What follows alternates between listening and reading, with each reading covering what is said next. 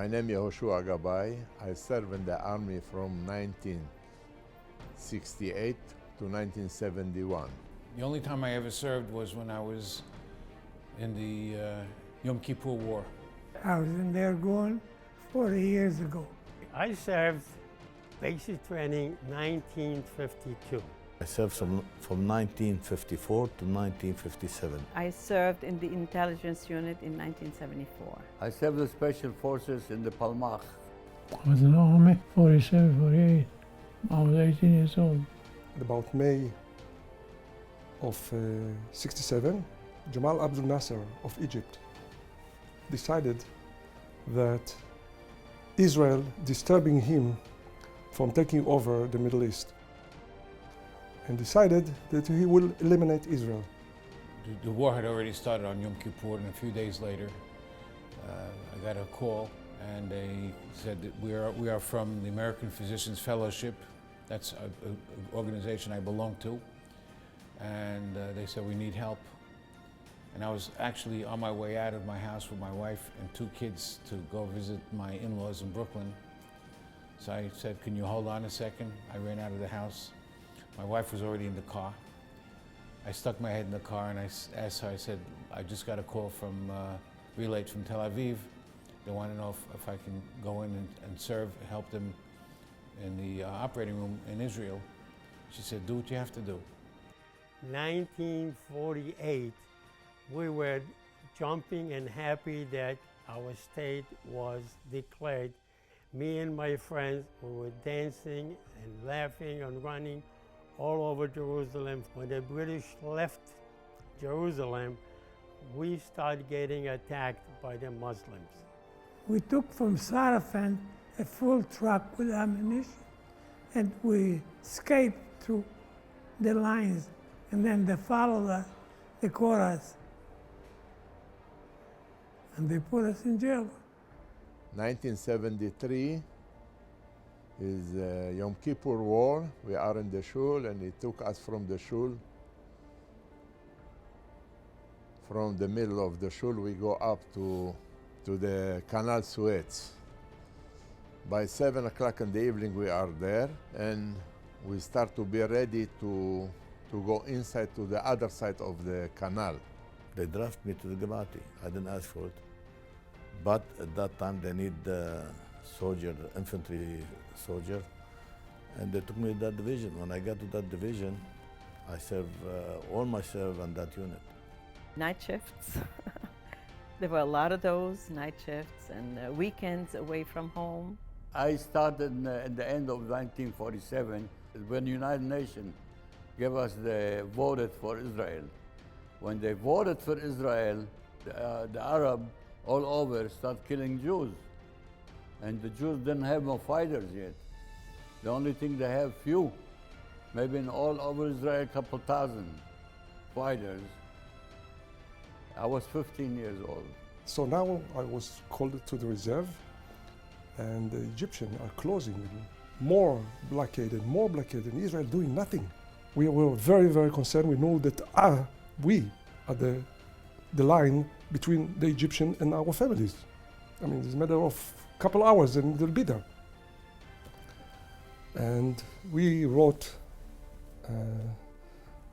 wills, kind of, to our family, because our chances to come out of the life was not too great. I was actually in my last year of residency and training for orthopedic surgery, and I just picked up and left. I didn't know what was going to happen when I came back, because I just left on a Sunday and without letting anybody know that I was leaving, and I had my wife inform the hospital the next day that I had left because of the emergency. We got attacked. Our house was thrown shells, and we were getting bombs. We had to move down to the basement. My cousin was Yosef Simon. He got caught, so they put him in jail, and they sent him to death. So then we took some soldiers. They said, if you hang him, we're going to hang your soldier. So they say, they changed his son, life in prison. One day he came to my aunt in Jerusalem. He says, hi, aunt, I'm here He ran away from jail. We are 4 soldiers, and we see 3 trucks coming, and we think this is our truck. And the truck, you have each truck like 70 Arab soldiers, like 250, and we are only 4 soldiers. We start to say Shema Israel. And we see him coming down, everybody with weapon, and I don't know what's happened. Everybody throw everything, and he start only to yell, Maya, Maya, Maya, I want water. We leave everything, we take the car, and we run from there. We call our mefakdim, and he send army, and he surrender all of them. I have picture how we took him to the big truck, and he surrender all of him, you know, shvuim. There's a lot of information that I cannot tell you because I served in the intelligence unit. And I was taken to the intelligence unit because I speak Arabic fluently and French fluently.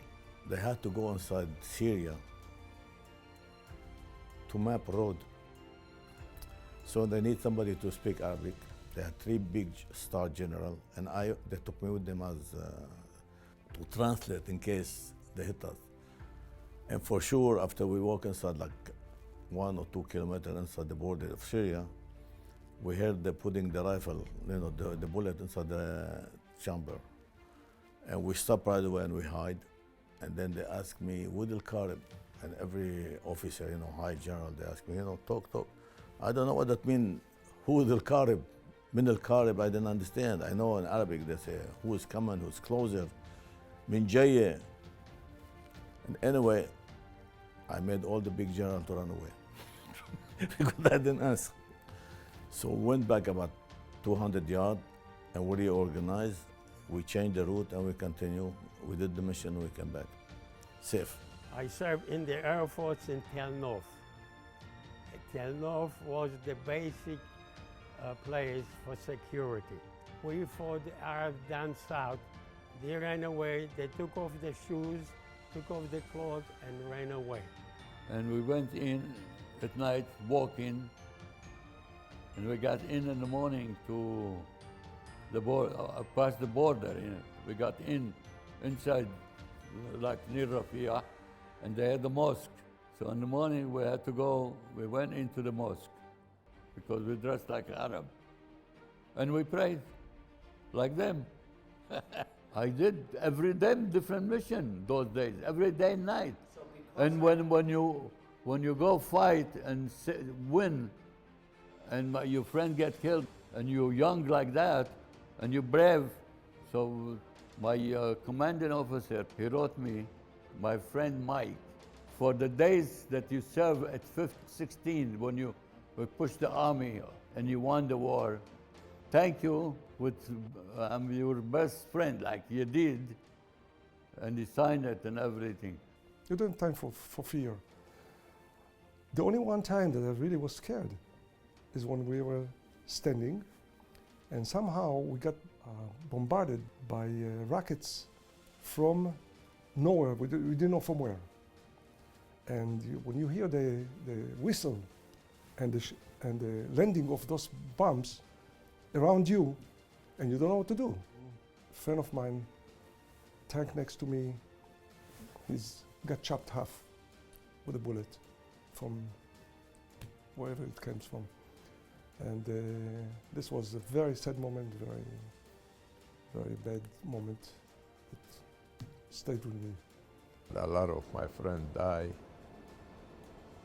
and very hard, very hard. In 1948, my brother served in the Palmach. He was involved in 50 battles, with a lot. At the age of 17 and a half, and then he got killed in 18 and a half. He had the machine gun, and his partner got injured, and he took the machine gun and he ran to put the machine gun, and he got a bullet in his head. From other division, not from my division, that was close friends that also I lost. But that's what happened. When you go to war is war. So either you kill or get killed. That's what it was, very ugly, very ugly. We had to sleep with the shoes on. I can speak for my shoes on. I took off my shoes. Then they came to work me out. They can wait for me to put my shoes on. And I went home to took somebody else. I don't think I ever get back. From day one, for the next 2 weeks, I was really busy, very busy. My first tour of duty there, which was like 36 hours straight in the operating room, in and out, going in the operating room, picking a patient, going back in, picking a patient. No time for rest. Maybe a coffee here or there, a little snack, but it was constant because they kept coming in by the busloads. We took them into the operating room. I was my own surgeon, my own anesthesiologist, my own circulating nurse. I was by myself doing just about everything. My wife's an incredible individual, mother of 6, and we had 2 kids at the time and another one on the way. And she said, do what you have to do. Those are exactly her words, do what you have to do. And I did what I had to do. When we got the independence, Menachem Begin came to Jerusalem and we gave him the flag, and they chose me to give him the flag. I don't know why. Serve in the army is not fun. It's the obligation, it's your duty. You're doing it because you're serving your people, your nation, and your flag. I'm definitely proud. This is my whole background that I serve. It's very important to celebrate Yom Ha'atzmaut in my eyes because the state of Israel deserves it. We went through a lot of bloodshed for it, and we deserve it. If I had to do it again, I'd do it again. I love Israel. No choice. That's my country.